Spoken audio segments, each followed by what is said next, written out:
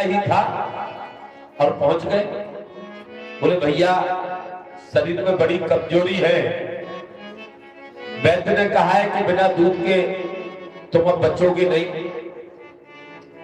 भैया ये दूध हमको दे दो। तो उसने बड़े प्रेम से बिठाया, आओ भगत की और दूध प्रदान किया। दूध शंकर जी ने पिया। बोले भैया बड़ा आनंद आ गया। वहां से आगे बढ़े। पार्वती जी ने पूछ लिया, प्रभु इसको कितनी 5000 गाय दी क्या? भगवान भोलेनाथ बोले नहीं। बोले और? बोले हमने इनको दिया कि इनकी जो गाय है ये भी मर जाए। जय जय महाराज।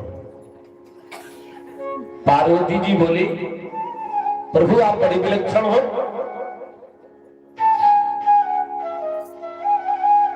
जिसने आपको दुत्कार के भगा दिया उसको आपने 500 गाय दे दी, और जिसने आपको बिठाया अपना पूरा दूध दे दिया उसकी एक गाय थी, वो उसके जीवन का सहारा थी, आपने वो भी छीन लिया। भगवान आशुतोष कहते हैं देखो जो वो गाय पाल रहा है उसका काम केवल इतना ही है कि वो गायों को बढ़ा रहा है और उसके जीवन का कोई उद्देश्य नहीं है। वो केवल गायों को बढ़ा रहा है, तो उसकी इच्छा अपना धन बढ़ाने की थी, गाय बढ़ाने की थी। भले ही उसने मुझे अपशब्द कहा, लेकिन जब मैं उसके यहां गया तो मेरे दर्शन का फल अच्छा ही होगा। तो मैंने उसको 50 गायों की जगह 550 गाय कर दी कि ले भैया तू तो केवल अपने धन में मस्त है, वो बढ़ाता रहे। तो बोले बात प्रभु ये बात तो समझ में आ गई, लेकिन इस बेचारे की एक अकेली गैया, उसी से इसका जीवन परिवार चल रहा था, वही आपने साफ कर दी, इसका क्या कारण है? भगवान भोलेनाथ बोले देखो ये भक्त मेरा भजन करता था और ये भक्त मेरा दिन में 10 घंटे भजन करता था, 2 घंटे गाय के उपार्जन में लगाता था। इसकी तपस्या ज्यादा हो गई है, अब ये परीक्षा के किनारे आ गया है, तो मुझे इसकी भक्ति में सहायक बनना चाहिए। एक गाय के चक्कर में इसके 2 घंटे खराब हो रहे हैं। अब क्या होगा, इसकी गाय मर जाएगी तो पूरे 12 घंटे हमारा भजन करेगा, तो इसके बाद फिर ये मेरे धाम में आ जाएगा और फिर ये सदा सदा के लिए सुखी हो जाएगा।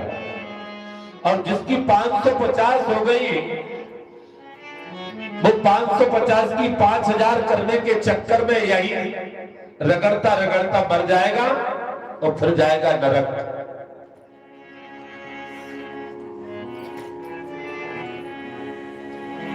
तो जो जिस कक्षा का विद्यार्थी है, महादेव जी कहते हैं पार्वती मैं वैसे रिजल्ट कार्ड उसको देता हूं।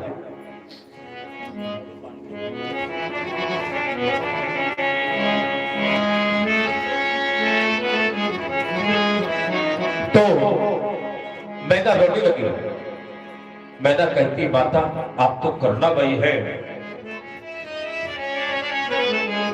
तब तक राजा हिमवान ने पुनः आवाज लगाई, मैदा देर मत करो, लगता है कि जगदम्बा हमसे प्रसन्न नहीं है, लेकिन मेरा संकल्प है इस जन्म में पूरा नहीं हुआ तो अगले जन्म में पूरा होगा।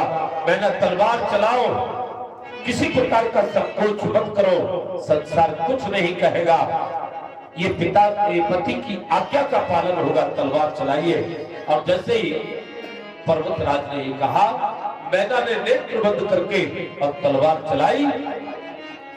तलवार उस रस्सी से जैसे ही स्पर्श हुई, भगवती जगदम्बा प्रकट हो गई और तलवार को एक टक्करिया।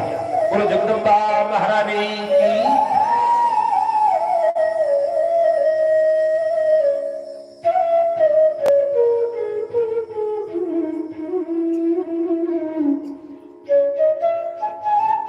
और भगवती प्रकट हुई।